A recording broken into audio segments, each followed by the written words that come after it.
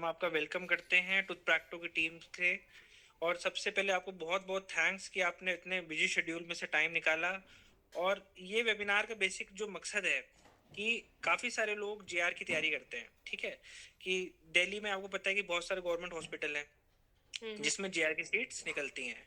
तो इस वेबिनार से उन सब लोगों को हेल्प करना है कि जिनके मन में एक डाउट रहता है कि क्या मैं जेआर के इंटरव्यू के लिए जाऊं, और हम्म। क्या जीआर करके मुझको कोई फायदा होगा, या जीआर का इंटरव्यू देने में फायदा है कि नहीं, कि मेरा सिलेक्शन होगा कि नहीं होगा, और हम्म। इस जीआर करने के बाद मुझे मिलेगा क्या। ठीक है, मतलब जो भी है 6 महीना या 1 साल उसके बाद मैं कहाँ पे खड़ा हूँगा। तो ये जो वेबिनार हम जो ऑर्गेनाइज करा रहे हैं, ये बहुत सारे क्वेश्चन जो लोगों के मन में होता है जो जीआरशिप के एग्जाम के लिए जाते हैं, हम्म। उसको ये दूर कर पाएगा। ठीक है डॉक्टर साहब? जी जी जी। सर, ठीक है। थैंक फॉर तो सबसे इंट्रोड्यूसिंग। पहले, हाँ, सबसे पहले अपना इंट्रोडक्शन दीजिए कि अभी आप क्या कर रहे हैं, आपने यूजी कहाँ से करा है? जी जी जी। So my self doctor Monika Mittal, and मैंने अपनी ग्रेजुएशन जो थी वो ESIC dental college and hospital Rohini से किया था। Batch 2017 to 2022।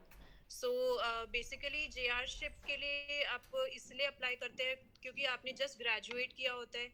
तो आप एक ढूंढ रहे होते हैं कि आपको कहाँ पे क्या करना है, या बहुत सारे क्वेश्चंस माइंड में होते हैं। तो JRship is one of the option जिसके लिए आप ऑप्ट कर सकते हैं। जेआरशिप करने के लिए दिल्ली में बहुत सारे हॉस्पिटल्स हैं जहाँ पे वैकेंसीज निकलती हैं, लिमिटेड है बट निकलती हैं। तो आप वहाँ पे अप्लाई कर सकते हैं। I M N X J R of Bhagwan Mahavir hospital, Pitampura. सो अब वहाँ पे मैंने किया था, जस्ट करंटली अभी हुआ है मेरा कंप्लीट वहाँ से। सो जेआरशिप के लिए आपको पहले अप्लाई करना होता है।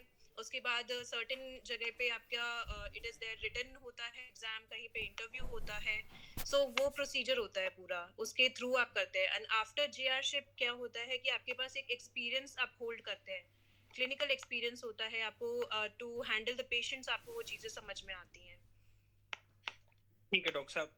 अब जैसे बहुत लोगों के मन में क्वेश्चन रहता है कि मैं, मेरा कोविड बैच था, क्योंकि आप भी कोविड से अफेक्टेड रहे हैं। ठीक है, कोविड में पढ़ाई बहुत ऊपर नीचे हुई है कि भाई हमारा क्लिनिकल जो हमारा जो काम था हम उतना नहीं कर पाए, या फिर हम जितना हमें सीखना चाहिए था अपने बीडीएस में उतना हम नहीं सीख पाए हैं। क्या हम जीआरशिप में जाके वो चीजें कर पाएंगे कि नहीं कर पाएंगे? मतलब मान लीजिए कि आप आर्ट्स आपने उतना नंबर में नहीं करी होंगी जितना एक आम आदमी करता है, मतलब एक आम डेंटिस्ट जो अपने यूजी के टाइम में करता है। तो क्या जीआरशिप में जाके कुछ इसमें कुछ मतलब बेहतर कर सकते हैं क्या? Yes, definitely. एक्चुअली हम लोग अपने थर्ड ईयर के एंड में थे, only 2 months were remaining when Covid hit us. So at that time it was like completely shut down हो गया था, बट इवेंचुअली वो धीरे धीरे रेज्यूम किया। तो इतना भी लॉस नहीं हुआ था एट आर एंड।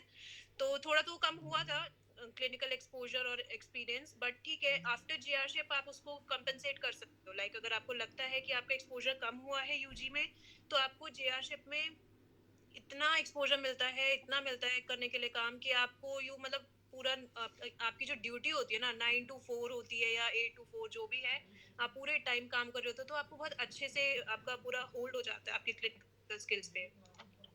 ठीक है डॉक्टर साहब। डॉक्टर साहब, सबसे पहला जो प्रश्न हर एक कैंडिडेट के मन में रहता है कि क्या मैं जीआरशिप के लिए जा रहा हूँ, दो पोस्ट हैं, एक पोस्ट निकलती है उसमें कम से कम 150 से 120 से 150 लोग आते हैं, जैसा कि मैंने फेस करा है, 120 से 150 लोग होते हैं। तो क्या जाना वर्थ है क्या? मतलब एक, मतलब मुझे ये बात ऐसे वेबिनार में नहीं पूछनी चाहिए कि हर कैंडिडेट के अंदर कोई क्वेश्चन मार्क रहता है कि क्या ये फेयर एनफ होगा कि मैं जाऊं अब इतनी मेहनत करूं और तब भी मेरा मतलब सिलेक्शन होता है कि नहीं होता है, या हाँ, कोई। डेफिनेटली। एक्चुअली क्या था कि जब तक हम लोग इस फेज में थे, व्हेन आई ग्रेजुएटेड और उसके बाद I was applying for chips, मुझे भी ऐसा लगता था यार कंपटीशन बहुत ज्यादा है, सीट्स बहुत लिमिटेड है, होगा नहीं होगा, कैसे होगा।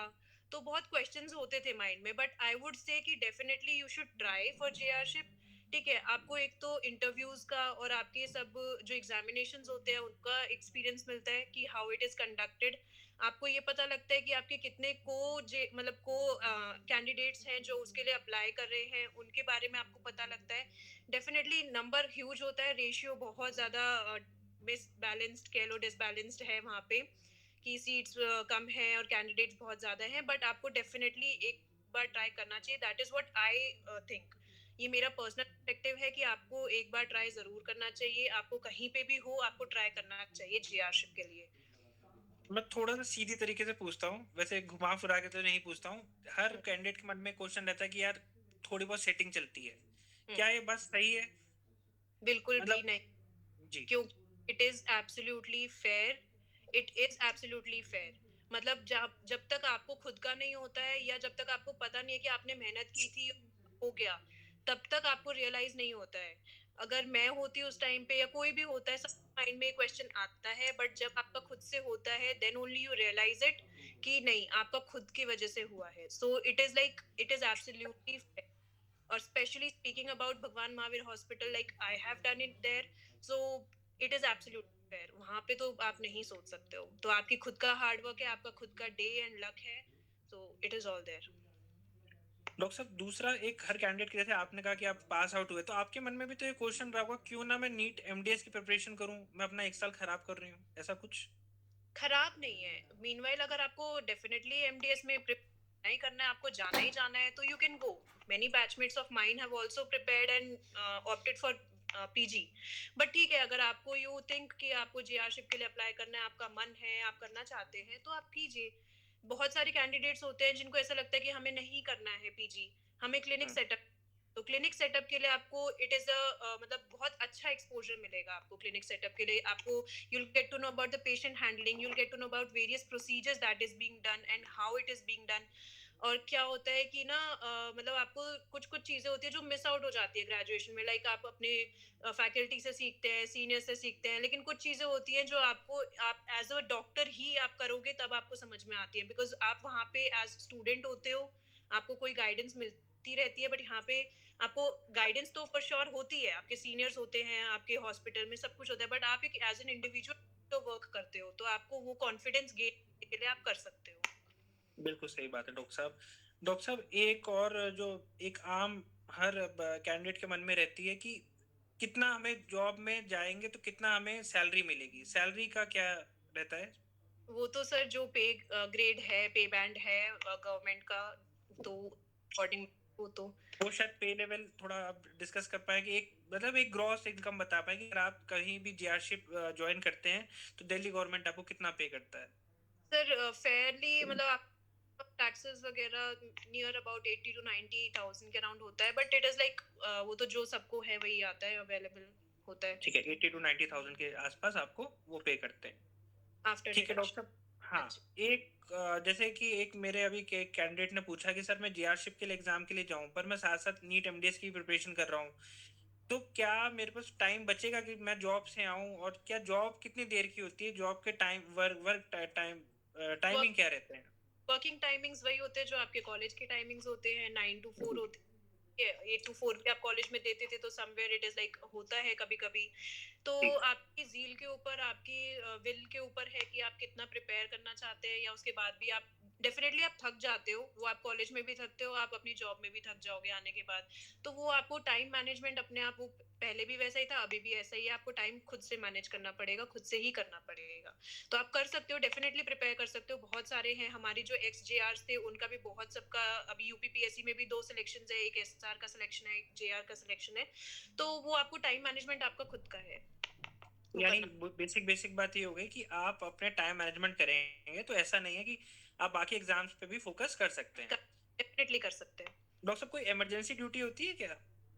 इमरजेंसी ड्यूटी सर डिपेंड करता है कहाँ पे, किस हॉस्पिटल में आप हैं, किस हॉस्पिटल में आपकी हम्म। लगी है, उस अकॉर्डिंग आपकी इमरजेंसी ड्यूटीज लगती हैं सर।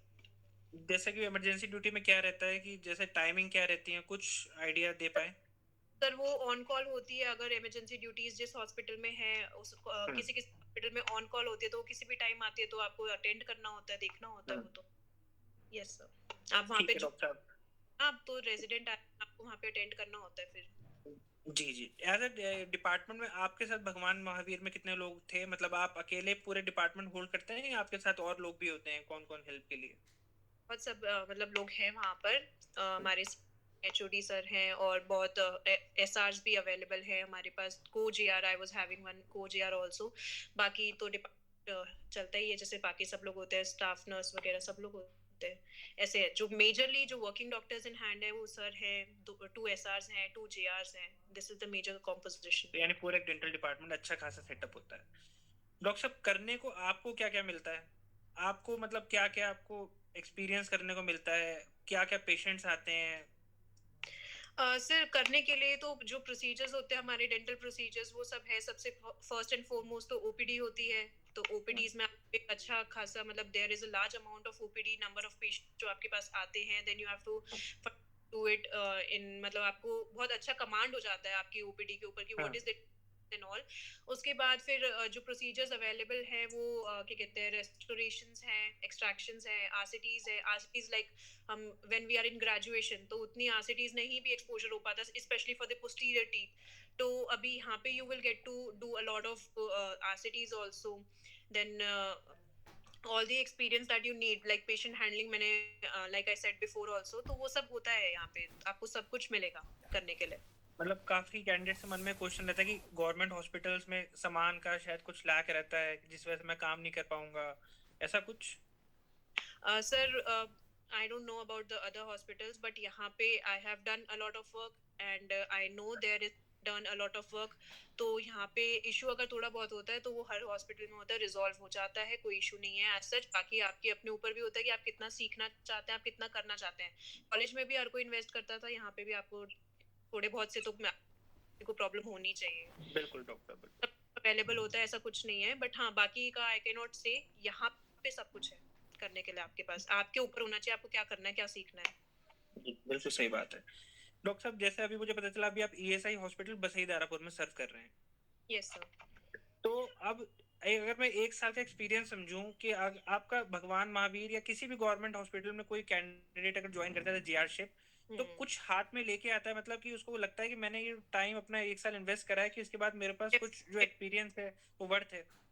डेफिनेटली मुझे तो ये लगता है कि भगवान महावीर हॉस्पिटल में आफ्टर डूइंग माय जेआरशिप मुझे तो लगता है कि I have improved upon my skills a lot. और स्पेशली क्या कहते हैं जो नॉलेज जो गाइडेंस आपको मिलती है from your seniors that is most valuable and appreciated for my life. तो वो बहुत ज़्यादा है, बहुत अच्छे कॉर्डियल कोऑपरेटिव और बहुत अंडरस्टैंडिंग और बहुत अच्छे मतलब सिखाने वाली चीज़ होती है ना, तो वो चीज़ भी है being you are a doctor as an individual, but still आपके पास एक गाइडेंस है जिसको आप बहुत अच्छा यूटिलाइज कर सकते हैं in future. So that's what I felt from my personal experience from working in भगवान महावीर। ठीक है डॉक्टर साहब, अब मेन जो जो इस वेबिनार का मेन जो पार्ट है कि जब आपके इंटरव्यू के अपने इंटरव्यू के बारे में बताएं कि जब आप गए थे तो कितने कैंडिडेट्स आए, कैसा रहा, और क्या क्या इंपॉर्टेंट क्वेश्चन है जो कि एक कैंडिडेट को प्रिपेयर करके जाने चाहिए किसी भी जीआरशिप एग्जाम के लिए, और क्या एक खाली इंटरव्यू बेस्ड था या रिटर्न इंटरव्यू दोनों था? सर हमारे टाइम पे it was only interview based. बहुत सारे कैंडिडेट्स थे, एग्जैक्ट फिगर्स तो I would not remember, maybe 200 या maybe more than that थे। I don't remember the exact figures but yes candidate बहुत सारे थे।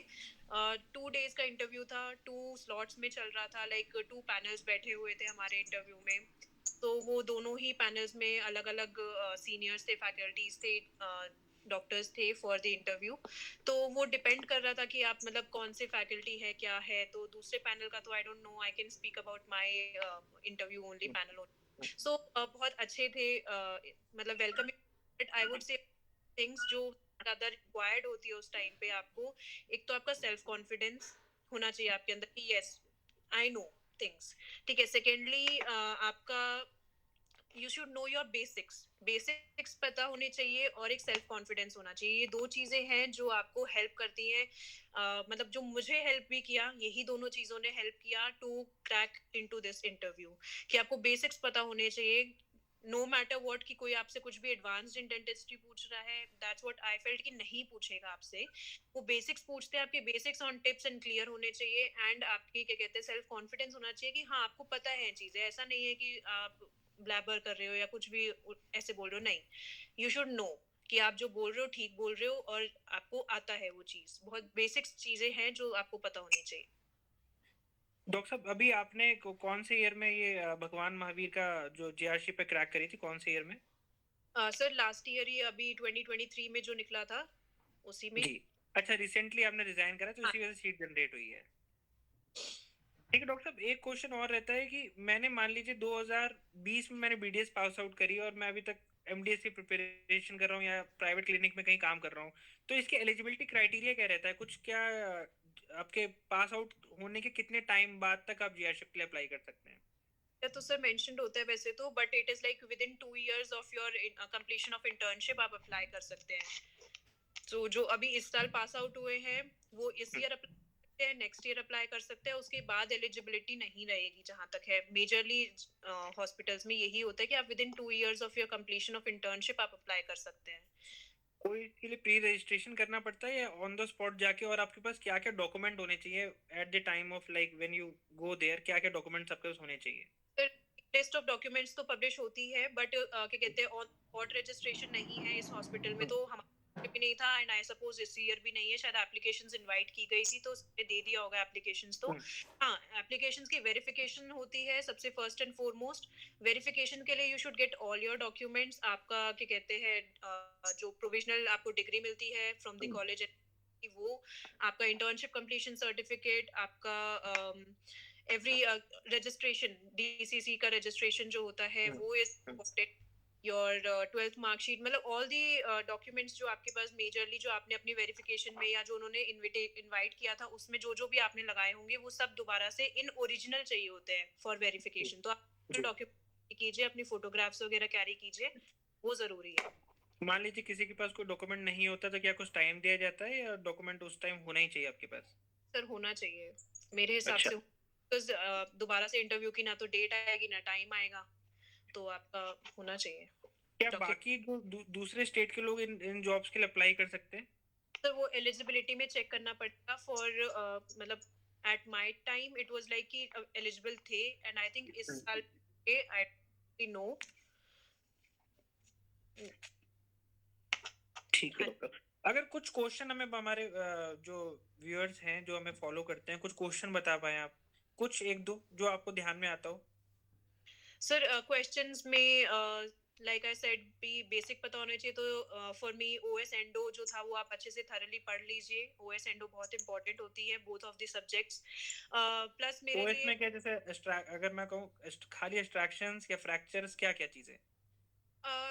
एक्सट्रैक्शंस मेजरली, मतलब आपको अपनी पूरी एलए टेक्निक्स पता होनी चाहिए, से पता चाहिए। उसके बाद you should be knowing about कि एलए का क्या क्या कॉम्पोजिशन है, सारी चीजें यू शुड, आपको कैसे डिस्कार्ड करना है, क्या करना है, कितने टाइम तक क्या वायबल रहता है। ठीक है। और फ्रैक्चर्स आई डोंट नो, मतलब मुझसे तो नहीं पूछे गए थे फ्रैक्चर्स के बारे में, बट हाँ आपको पूरा अपना ग्रास्प होना चाहिए, इंस्ट्रूमेंट्स की सारी नॉलेज होनी चाहिए आपको।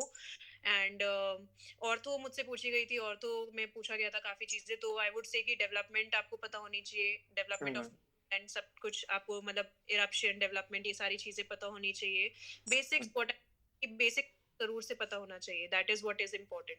मतलब ऐसा भी होता है कि कुछ इंस्ट्रूमेंट रखे होते हैं सामने और वो कहते हैं कि ये इंस्ट्रूमेंट किस काम के लिए आता है, ऐसा कुछ होता है? हो सकता है, डेफिनेटली हो सकता है वहां पर, बिकॉज इंस्ट्रूमेंट्स तो वहां पे बहुत सारे हैं अवेलेबल काम करने के लिए, तो कुछ भी वो इंस्ट्रूमेंट तो हो सकता है, इंस्ट्रूमेंट ट्रे में रख दे आपके सामने, वो हो सकता है।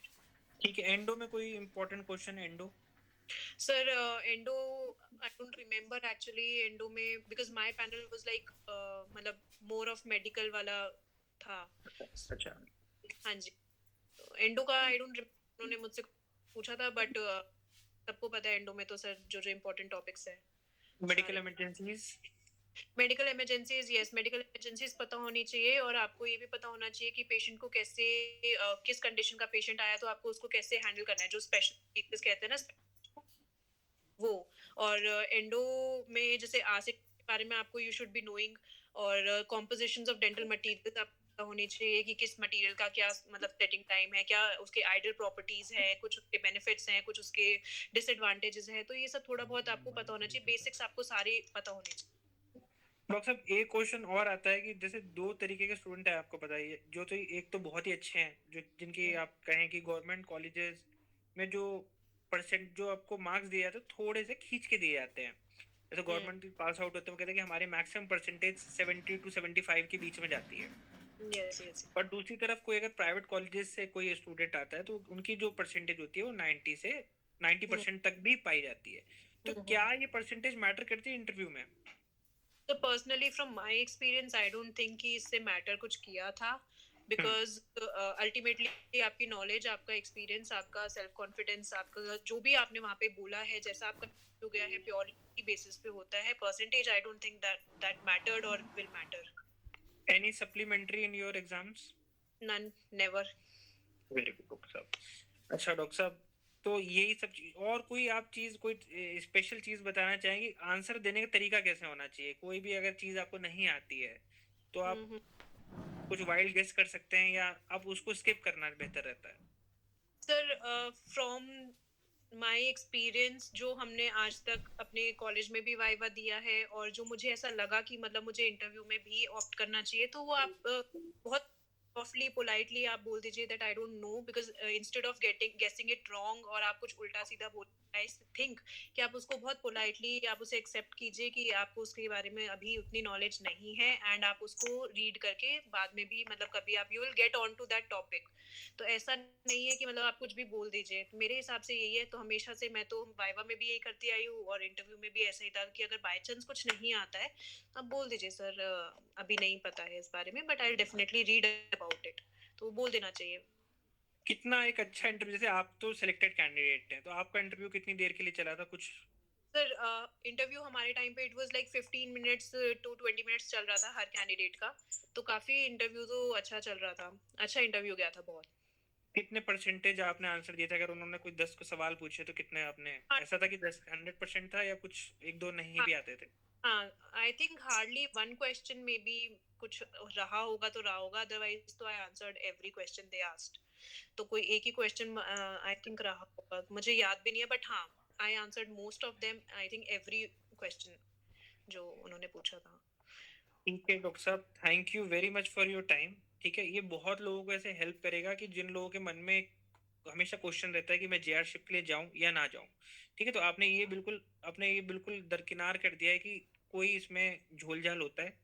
ठीक है, नहीं। जैसे आप, हाँ, आपका सिलेक्शन ईमानदारी से हुआ। मैंने भी दिल्ली में जेआरशिप करी है, और जितना है मुझे पता है कि ईमानदारी से होता है। इसमें मतलब कोई ऐसा वेस्टेज ऑफ टाइम नहीं है। नहीं है सर, नहीं। अगर आप करना चाहते हैं आप डेफिनेटली कीजिए, अगर आप एमडीएस करना चाहते हैं तो आप अपना मन बना के एमडीएस कीजिए, लेकिन हाँ, जेआरशिप करने का आपको डेफिनेटली फायदा होगा आपकी क्लिनिकल स्किल्स में। और ये आपको एक्सपीरियंस तो जरूर देगा। अगर आपका होता है, ऑल द बेस्ट, बहुत अच्छी बात है। नहीं होता है तो डिसहार्टन नहीं होना चाहिए। दैट्स व्हाट आई फील कि डिसहार्टन ना होकर के आप नेक्स्ट इंटरव्यू के लिए या नेक्स्ट आप अपनी जो तैयारी कर रहे हैं आप वो साइड बाय साइड करते रहिए। उससे होगा कि आप भी स्ट्रांग होते हैं और आपको नेक्स्ट के लिए आप प्रिपेयर होते हो। डॉक्टर साहब, जो इस इंटरव्यू पैनल में लोग होते हैं वो उसी हॉस्पिटल के होते हैं, या अलग से इंटरव्यू पैनल बनाए जाते हैं? दैट आई डोंट नो कि वो लोग कहाँ से थे अच्छा, मतलब या उस, सर मतलब वहीं के फैकल्टीज थे या क्या था, जी। वो तो that I don't no, but हाँ। हम्म। और बाकी क्या कहते हैं, टूथ प्रैक्टो ऐप बहुत अच्छा कर रहा है, जहाँ मैं देख रही हूँ इंस्टाग्राम पे भी मैं बहुत ज्यादा फॉलो करती हूँ और मुझे पता चलता है। तो बहुत अच्छा कर रहा है tooth Practo. Thank you very much doctor साहब, मतलब ये अच्छा आप जैसे मतलब जब लोगों की वजह से मैं कर रहा है कि, बैक करने के लिए प्रिपेयर कर रही थी, वाइल मतलब लास्ट ईयर जब आई वाज प्रिपेयरिंग, तो my senior doctor Rajat also helped me a lot, doctor Rajat Agarwal, उन्होंने मुझे बहुत गाइड किया था। He told me a lot कि कैसे कैसे चीजें होती हैं। सो वो गाइडेंस मुझे बहुत मिली है, वही मुझे हेल्प किया to get into this, and now I am here. और टूथ प्रैक्टो बहुत अच्छा करा है। My best wishes. Thank you doctor Monika. आज के आपके सेशन से काफी लोगों के डाउट्स दूर हुए होंगे। ठीक है, आई और होप। वो बिल्कुल बिल्कुल, और जेआरशिप के एग्जाम में बेटर परफॉर्म कर पाएंगे आपके इस वेबिनार के बाद। ठीक है thank you. Doctor Monika, thank you very much for sparing time for us. Thank you thank very much. Thank you.